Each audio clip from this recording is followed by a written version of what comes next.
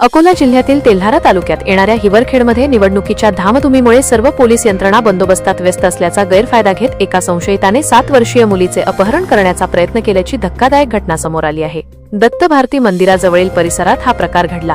आरोपीने लहान मुलीला उचलून पुढील चौकाकडे नेले होते, मात्र तिथे लोक उपस्थित असल्याचे पाहून त्याने तिला खाली सोडून दिले। यामुळे परिसरात काही वेळ खळबळ निर्माण झाली होती।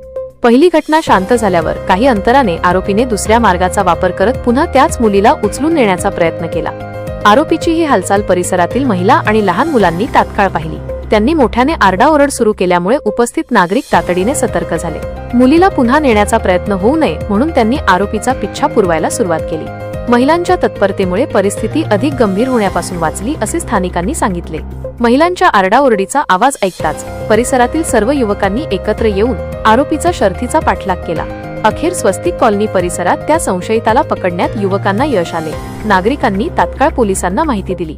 पोलीस पथकाने घटनास्थळी दाखल होऊन आरोपीला ताब्यात घेतले आणि वैद्यकीय तपासणीसाठी प्राथमिक आरोग्य केंद्रात नेले। दरम्यान पीडित मुलीच्या पालकांनी हिवरखेड पोलीस ठाण्यात तक्रार नोंदवण्याची प्रक्रिया सुरू केली आहे। नागरिकांच्या सतर्कतेमुळे आणि तत्परतेमुळे एक मोठी दुर्घटना टळल्याची भावना सध्या हिवरखेड परिसरात व्यक्त होत आहे।